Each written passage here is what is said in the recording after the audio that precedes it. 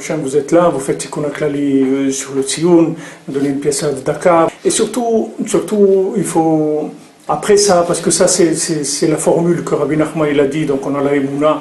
Et après, surtout, ce qui est important, c'est d'établir un contact, vous voyez, de manière à ce que de rester en contact tout le temps. Et si vous établissez le contact, vous allez voir, vous allez être en contact tout le temps. Votre vie elle va changer complètement. Ça va être une autre vie. C'est comme une vie téléguidée, une vie de quelqu'un qui allait n'importe où. Vous allez être téléguidé dans votre vie, c'est fini. Quand on est là, qu'on ouvre un petit peu le cœur avec Rabbi Nachman, c'est fini, il ne nous laisse plus. Quand quelqu'un il vient là, il faut plus se poser de questions après. Parce que quand vous êtes drivé, vous n'avez pas besoin de vous poser des questions. Quand est-ce que vous posez des questions, c'est vous qui tenez le volant. Donc vous devez bien regarder s'il faut aller. Mais quand vous couchez dans la banquette arrière, si celui qui conduit c'est un driver qui est cautionné par Hachem à 100%, vous pouvez dormir tranquille.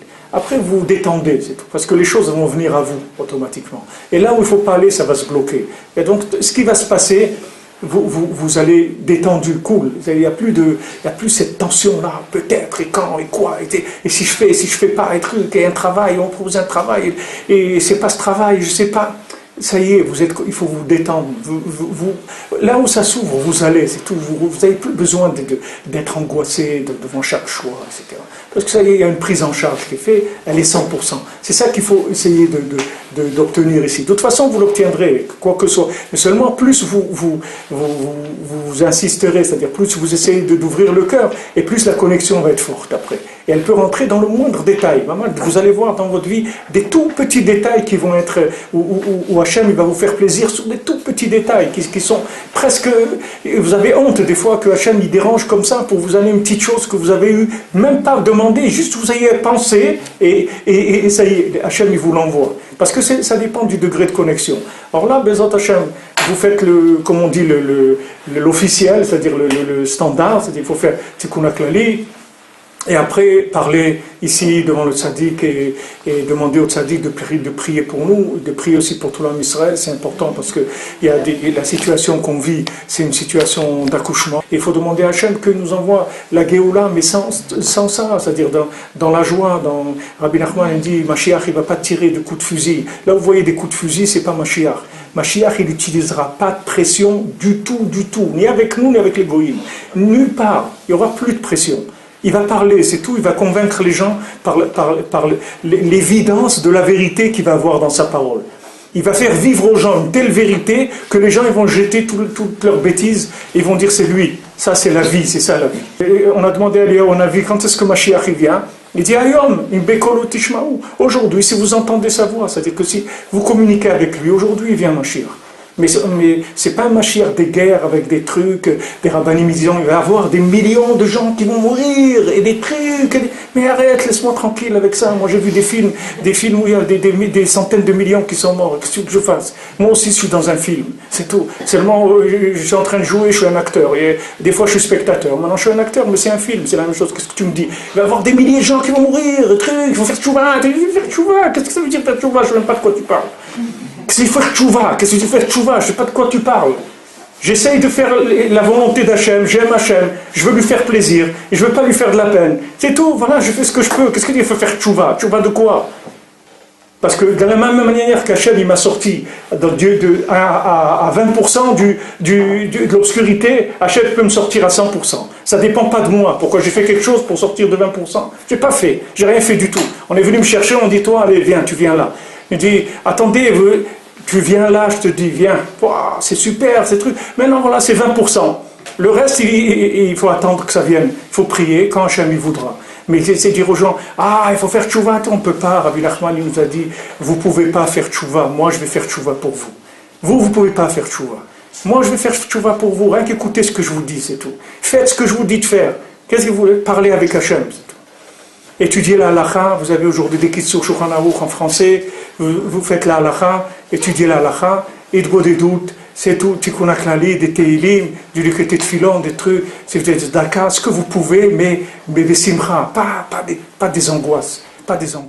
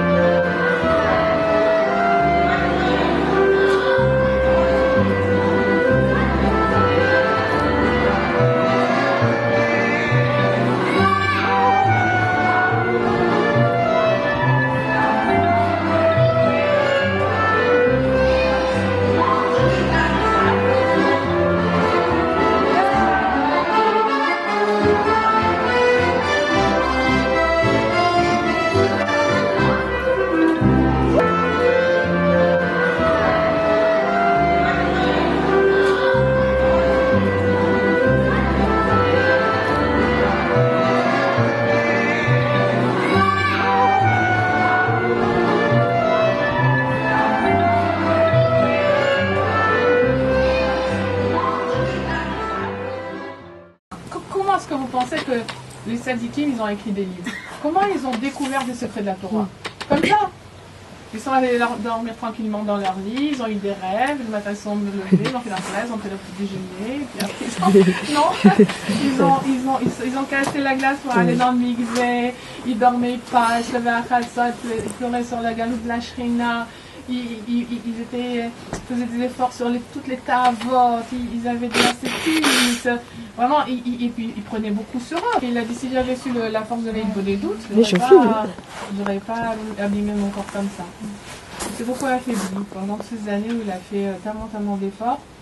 Bon, grâce à ça aussi, c'est ça, on va dire qu'il a permis de découvrir ce conseil dont il nous a fait cadeau et qui a l'air tout simple, mais qui est la solution de la galoute, la solution de la personne. Adam Arishon, il a vu quand Hachem il a créé que vous ne croyez pas que le monde était comme ça, hein, quand Adam Arishon est venu dans le monde, il n'y avait rien. Comme la terre là, ouais, il n'y avait rien, l'aube. Il a vu ce monde-là, il a compris une chose, c'est qu'il fallait prier pour qu'il ait la pluie. Alors il a prié. Après la pluie est tombée, ça a commencé à tout bourgeonner, à tout sortir de la terre, à les couleurs, et les fruits, et les plantes, et les odeurs, et les couleurs. C'est devenu un monde magnifique. Mais une fois qu'il a prié, mais c'était pas évident de découvrir ça pour notre génération. C'est-à-dire, on pouvait dire ça comme par Torah. Voilà, ils sont allés tous les syndiqués. Donc, Rabbeinu, il a dit, moi, je vous fais pas découvrir un nouveau chemin. Je vous rappelle quelque chose qui est ancien. Et qu'on a oublié. On se sentirait vraiment tellement léger, libéré, tellement proche d'Hachem, tellement proche du shalom entre nous et l'univers, et Hachem, et les Juifs, et notre famille. On serait en paix, on serait en bonne santé, physique, morale, intellectuelle, spirituelle, si vraiment on mettait en pratique cette technique est tellement simple. On a besoin de quoi de bouger un petit peu les muscles de la bouche et de la langue et de parler. C'est tout ce qu'on nous demande. Alors donc Rabbi Nachman il a dit, c'est la solution. Et c'est une solution pour arriver à se connecter vraiment avec soi-même, avec notre neshama, qui va nous permettre de nous dévoiler des choses de notre intérieur. C'est-à-dire notre neshama, tout le temps, elle nous fait savoir des choses. Tout le temps. Comment les tzadikim ils sont arrivés à découvrir des secrets de la Torah? Parce qu'ils ont été en contact direct avec leur neshama. Oui, avec toutes les abstinences, avec tout ce qui se faisait comme souffrance intérieure. Parce qu'ils n'avaient plus d'écran. Leur corps ne faisait plus écran à leur neshama. Donc pour eux, tout ce que la neshama voyait, c'était évident. Ils pouvaient découvrir le secret de la Torah. Parce que la Torah, parce que la neshama, elle voit tout le temps, tout ce qui se passe en haut, dans les mondes, de partout, elle n'a pas de limite. Donc on peut recevoir la Torah de la Neshama, si on arrive à se nettoyer intérieurement.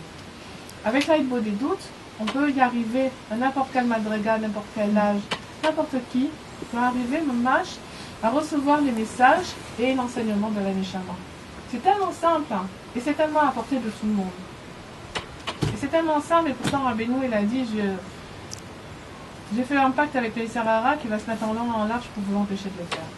Il va vous dire quoi? Rien qu'avec un petit conseil comme ça, vous allez arriver au tikkun, la marche à la réparation. Allez, laisse tomber, c'est de la réparation depuis Adam Arishon, avec rien qu'à une heure des bonnes et doutes, mais ça va pas ou quoi? Il faut étudier, il nous fait faire des efforts, mais. Ou bien il va dire, ah non, attends, pas maintenant, tout à l'heure, maintenant je travaille, demain, après-demain, je commencerai la semaine prochaine. Il va tout le temps trouver des trucs pour pas le faire. Maintenant on va la voir, on est là, au Parc Sophia, au Rabbeinu la fille de Bodédoute. C'est ici qu'il venait Rabbeinu faire une Bodédoute. On va le faire tout de suite. C'est vraiment des attachés qu'on profite de cette Bodédoute. C'est très très fort pour l'homme Israël. Amen. On va annuler tous les décrets. Parce que Rabbeinu il dit, pourquoi vous laissez Akadosh Baruch Hu faire des décrets? Parce que quand vous lui parlez, il laisse tous les décrets qui se disent là-haut et il écoute la personne. Alors, Bezrat Hashem, que notre des doutes, elle annule tous les décrets du monde entier, pas terre d'Israël, du monde entier. Et qu'on puisse recevoir Mashiach dans la joie, Amen. dans la bonne santé. Amen. Tous ensemble à Yerushalayim. Amen.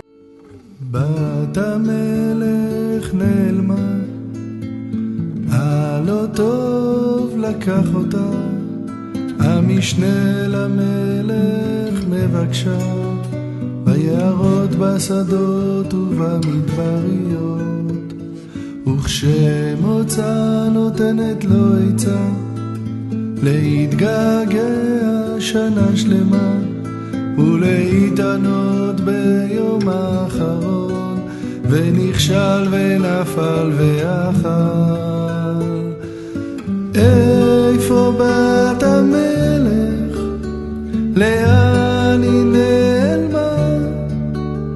צריך לשום שכל וחוכמה להוציאה. איפה בת המלך? לאן היא נעלמה? צריך לשום שכל וחוכמה להוציאה. C'est très très émouvant et c'est une manière de parler à cœur ouvert avec plus qu'un ami, avec parfois soi-même.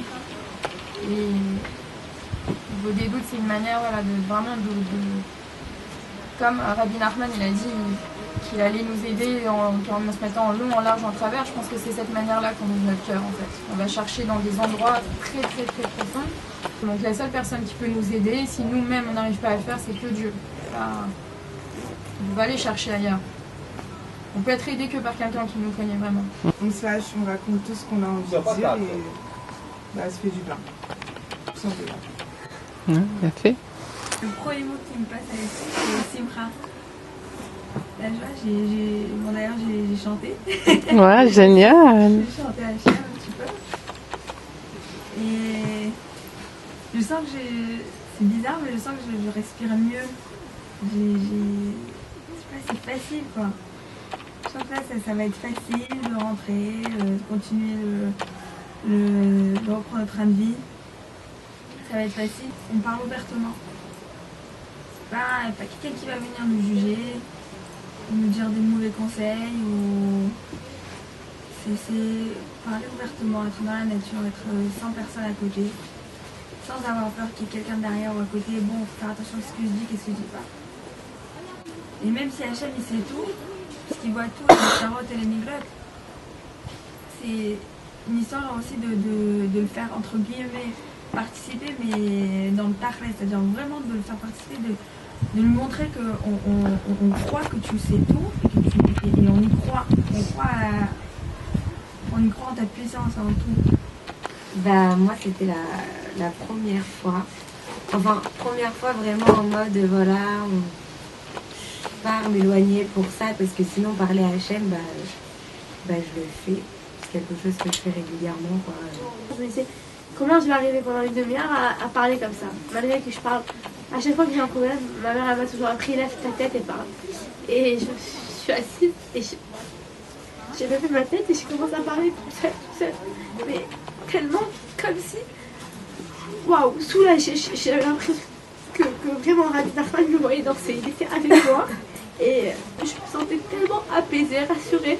Et à la fin, la première réaction que j'ai eue, c'est déjà. Merci de m'avoir donné le courage de faire ce voyage, de le faire avec ma mère. Elle n'a pas pu, avec ce qui s'est passé, d'avoir eu le courage d'avoir fait seule. Je pensais pas que j'en étais capable. Et je me disais, je me suis levée, je me suis dit, si j'étais pas venue, la chance que j'ai d'être là, j'espère la partager avec tout le monde. Parce que dans mon entourage, c'est pas comme ça de faire Ouman. On fait les tzadikim, on va au Maroc, on fait les tzadikim, mais de faire Ouman, pas tout le monde le fait.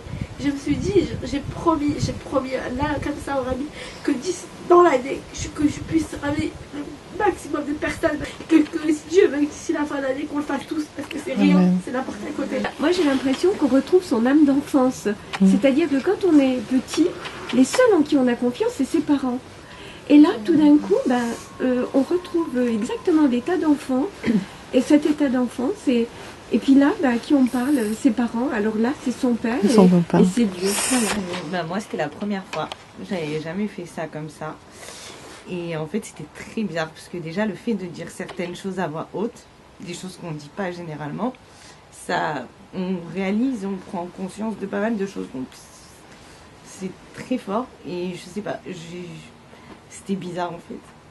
j'étais seule, mais j'avais pas du tout l'impression d'être seule. J'avais vraiment l'impression que j'avais vraiment une proximité avec Dieu. Je suis un petit peu retournée. Rien que déjà, moi j'ai pris un temps, un moment, et regardé des feuilles, des bouts de bois, et de voir à quel point, toujours de voir Hachem dans tout ça, dans toute cette création. Déjà, on se sent à la fois très grand d'être ici parce qu'on a le mérite d'être ici, et en même temps, on se sent tout petit parce que c'est tellement immense, c'est tellement grand, c'est tellement... On voit même pas le bout de ce parc. Et déjà, ça, je trouve que c'est incroyable comme sensation. J'ai l'impression d'être la seule, d'être le petit canard, mais moi je suis pas libérée du tout, je suis sonnée quoi.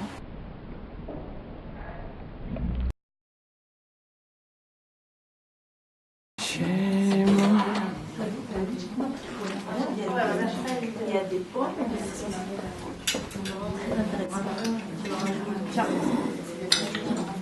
Quand je suis venue chez Rabbeinu, c'est-à-dire que c'était quelque chose que je voulais depuis tellement longtemps que je réalisais pas que j'étais venue. Et vraiment, j'assistais à beaucoup de demandes que je lui ai demandées qui m'a réalisées. Donc pour moi, c'était un besoin de venir lui dire merci. Et au-delà de dire merci, c'était de me recueillir pour venir le voir.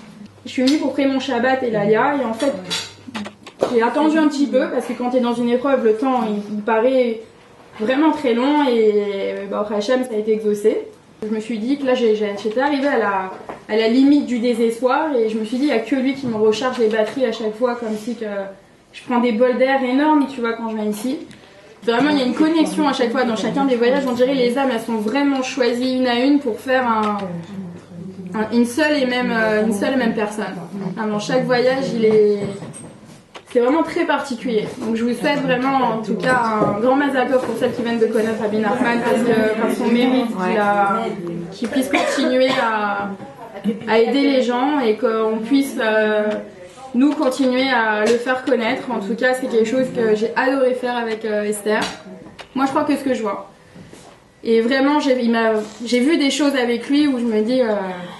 c'est du domaine du surréalisme, et c'est vrai en fait. C'est la réalité. C'est une surréalité qui est réelle, quoi.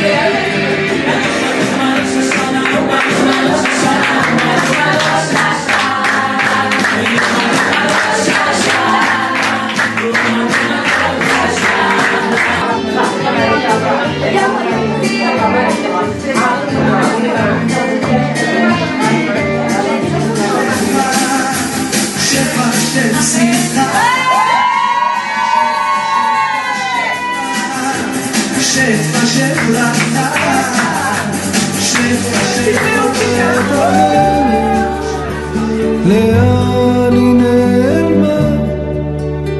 צריך לשום שכל וחוכמה להוציאה